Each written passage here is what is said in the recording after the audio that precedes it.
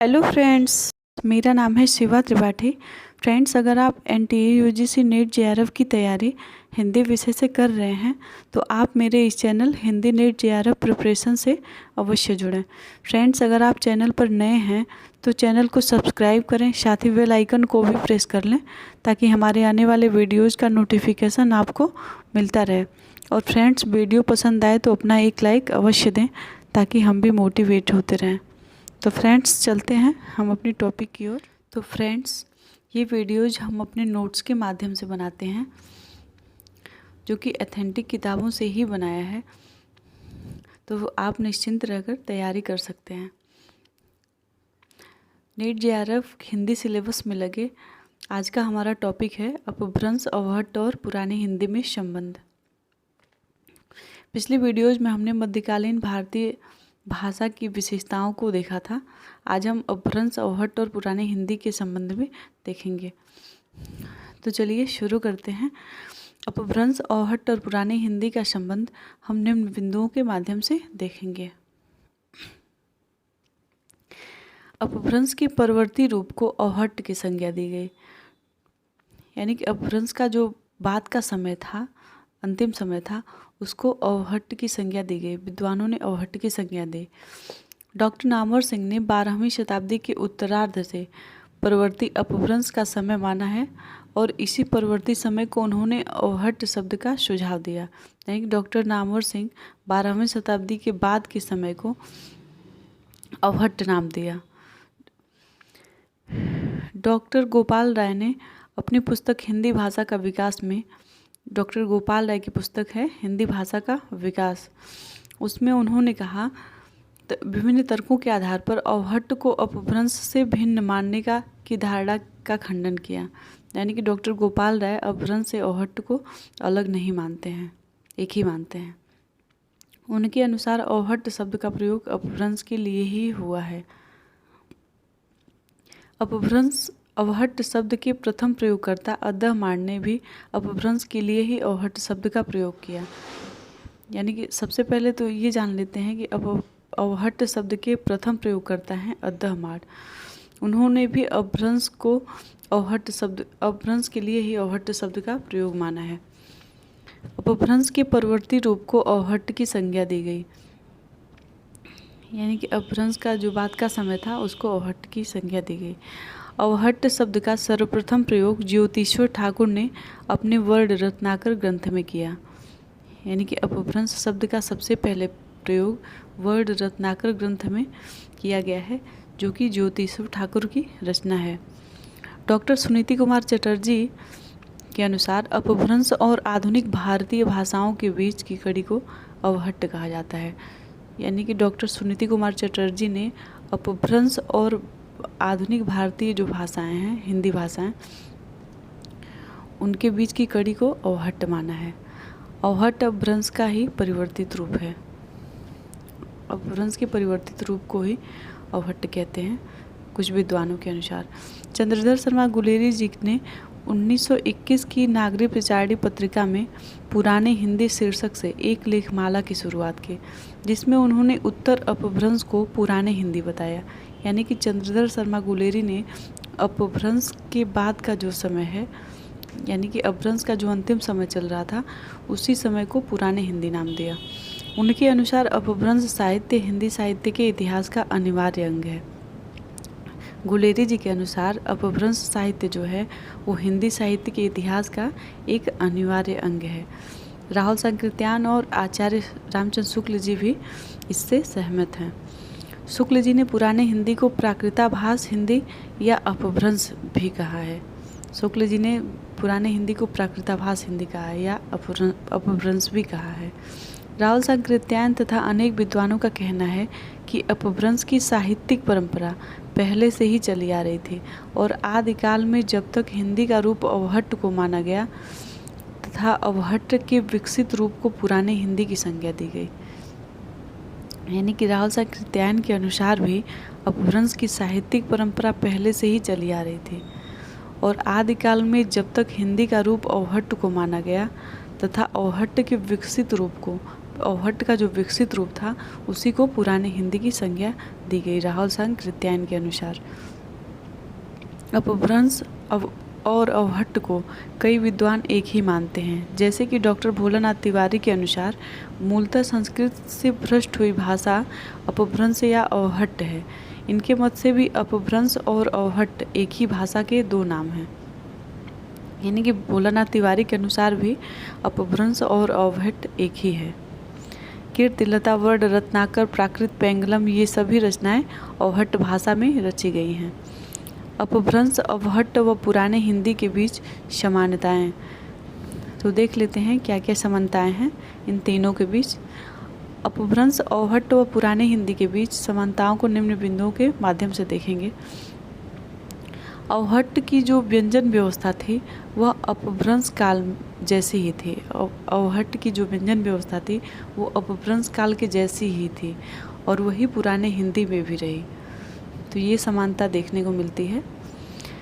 व्यंजन का आकार द्वित्व, शिक्षा का सिक्खा हो जाना, बापू का पब हो जाना, यानी कि व्यंजनों का आकार द्वित्व हो जाना इन तीनों कालों की विशेषताएं रही हैं। यह अवहट्ट की सबसे महत्वपूर्ण विशेषता थी, व्यंजनों का आकार द्वित्व हो जाना, जो कि अपभ्रंश में कम थे और पुराने हिंदी में द्वित्व शब्दों का आधिक्य देखने को मिलता है। अनुनासिकता अपभ्रंश में कम थे, जबकि अवहट्ट में इसके उदाहरण अधिक देखने को मिलता है। यानी कि अपभ्रंश के समय में अनुनासिकता कम थी और अवहट्ट के समय में धीरे धीरे विकसित हुई और पुराने हिंदी के समय में और अधिक विकसित होने लगे, जैसे आँख, जुआ आदि, जो कि ये अनुनासिकता पुराने हिंदी में भी देखने को मिलता है। अपभ्रंश काल में संस्कृत काल के जैसे ऐ औ का प्रयोग होता था, जबकि अवहट्ट के समय में यानी कि उत्तरवर्ती अपभ्रंश के समय में इसका विकसित रूप है ए और औ, और यही पुराने हिंदी में भी प्रयुक्त होने लगा। यानी कि अपभ्रंश के समय में जैसे संस्कृत काल में प्रयोग होता था ऐ औ, तो अवहट्ट के समय में ऐ औ का ए और औ हो गया और यही पुराने हिंदी के समय में भी प्रयुक्त होने लगा। आदि अक्षर में स्वर के दीर्घीकरण की प्रवृत्ति बहुत ही अधिक है, जैसे मित्र का मीत, चंदा का चाँद। यह प्रवृत्ति तीनों समयों में समान था, यानी कि अपभ्रंश के समय में भी था और अवहट्ट के समय में भी और पुराने हिंदी के समय में भी, यानी कि तीनों समयों में समान था। वाक्य में शब्द क्रम स्थिर होने लगे, तीनों कालों में क्रमशः बढ़ता गया है। अपभ्रंश में थोड़ा कम था, शब्द क्रम अपभ्रंश में कम थे और अवहट्ट में धीरे धीरे विकसित हो रहे थे और पुराने हिंदी के समय में और अधिक विकसित हो गया। अवहट्ट के क्रिया रूपों में आधुनिक हिंदी बोलियों का स्वरूप स्पष्ट दिखाई देता है। कृदंतों के सहारे क्रिया निर्माण की पद्धति अपभ्रंश में शुद्ध हो गई थी, पर उसके रूपों में इतना विकास नहीं हुआ था, जो धीरे धीरे अवहट्ट में और विकसित हुई और पुराने हिंदी में उससे भी अधिक विकसित होने लगी। परवर्ती अपभ्रंश यानी कि अवहट्ट के समय में संज्ञा, सर्वनाम और क्रिया की विकारी रचनाओं में इतना परिवर्तन हुआ कि अवहट्ट और पुराने हिंदी में अंतर कर पाना कठिन है।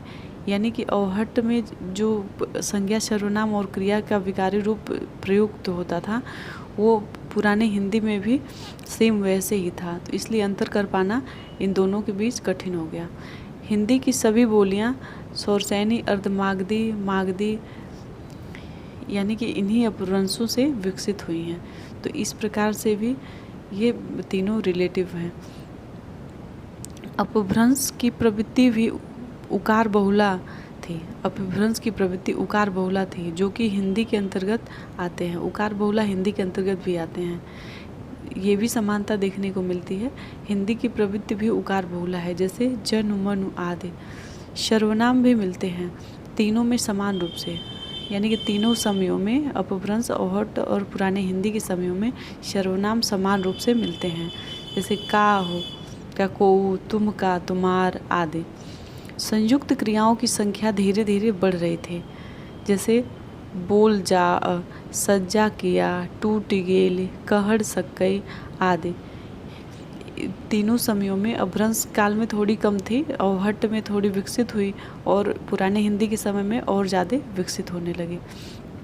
स्थानवाचक कहीं का कहाँ, इत्थि का यहाँ, जहीं का जहाँ, तहीं का तहाँ आदि लगभग तीनों समयों में ये था स्थानवाचक शब्द। अपभ्रंश अवहट्ट और पुराने हिंदी तीनों में 2 लिंग 2 वचन मिलते थे, यानी कि तीनों समयों में, जबकि वैदिक संस्कृत के समय में 3 लिंग थे, स्त्रीलिंग, पुल्लिंग और नपुंसक लिंग। और अपभ्रंश के समय में 2 लिंग थे, अवहट्ट के समय में भी 2 लिंग थे और पुराने हिंदी के समय में भी 2 लिंग थे, स्त्रीलिंग और पुल्लिंग। तो ये भी समानताएं देखने को मिलती हैं। निष्कर्षतः हम कह सकते हैं कि हम ये तीनों एक दूसरे से संबंधित हैं, यानी कि अपभ्रंश, अवहट्ट और पुराने हिंदी तीनों एक दूसरे से संबंधित हैं। अपभ्रंश का प्रभाव रीतिकालीन कवि बिहारी की गाथा सप्तशती पर इतना अधिक है जैसे लगता है कि अपभ्रंश की पंक्तियों को लाकर रख दिया गया है, यानी कि हिंदी के समय में भी, आधुनिक हिंदी के समय में भी अपभ्रंश का प्रभाव इतना अधिक था। इस प्रकार से ये तीनों घनिष्ठ रूप से संबंधित हैं।